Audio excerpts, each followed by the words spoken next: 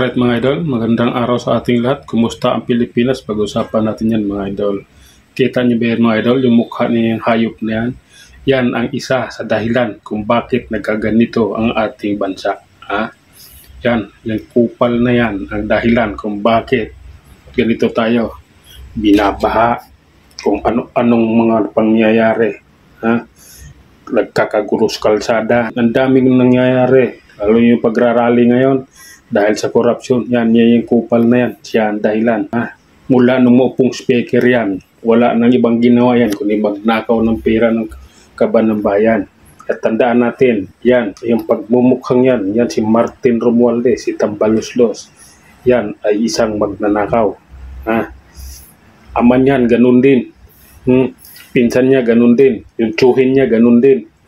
Kaya lahat silang pamilya, lahat sila ay isa ang gawain, magnanakaw sa kaban ng bayan. Kaya nalulugmok ang bansa natin. Tingnan mo ngayon, kunting ulan lang, baha na. Kunting kimbot lang ng ulan. Diyos ko po, yung Quezon Avenue, ang lalim ng tubig. Yung Aranita Avenue, ang lalim ng tubig. Yung Manila, ganun din. Yung Pedro Hill, so ayuin, Diyos ko, hindi madadaanan na sasakyan hanggang Manila City Hall. Diba? Yung SM Manila, yung harap nun, ganun rin. Basta yung mga nangyayari sa buong bansa ngayon, yung mga pangyayari ngayon, lahat ng yan, isa itong kupal na ito ang dahilan. Kasunod niyan, yung kanyang pinsan, yung presidente, yun yung number 1 na may dahilan din. Yung nagtatanong bakit daw nagkaganito ang Pilipinas, putang ina niya, hayop siya. Mayroong yung pangatlo, si Saldico. Isa din yun. Dahil yun ang may hawak sa pera ng bayan. Kaya winawaldas niya. Kita mo sa mga hearing, anong sinasabi doon? Sino ang kaninong pangalan binabanggit? Saldico. So, diba?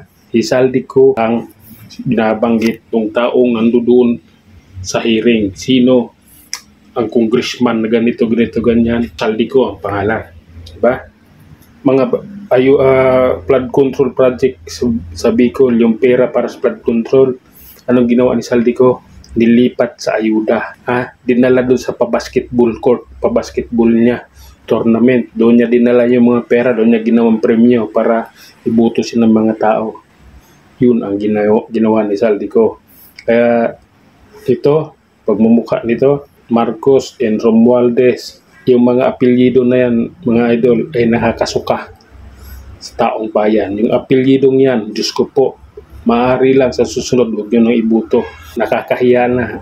Kung ako siguro, anak nito, di na ako lalabas ng bahay. Nakakahiya na kasi buong mundo alam na yung pangyayari ngayon, sila ang may kagagawan. Yung mga rally dito sa Metro Manila, hindi binabalita sa TV dito sa atin. Kasi nababayaran nila, pero sa ibang bansa, binabalita. May nakita pang balita live dito mismo, sa may Minjula. Yung balita live. Sa ibang bansa yun. So, ano yung ibig sabihin nun? Nakakahiya tayong Pilipino. Nakakadiri tayo sa ibang lahi. Sino may kagagawan? Itong putang inang to, itong hayop na to. Tandaan ninyo mga idol. Nakakahiya tayong Pilipino dahil sa kagagawan nung magpinsang Marcos at Romualdez. Hanggang dito na lang mga idol. Hanggang sa muli. Maraming salamat.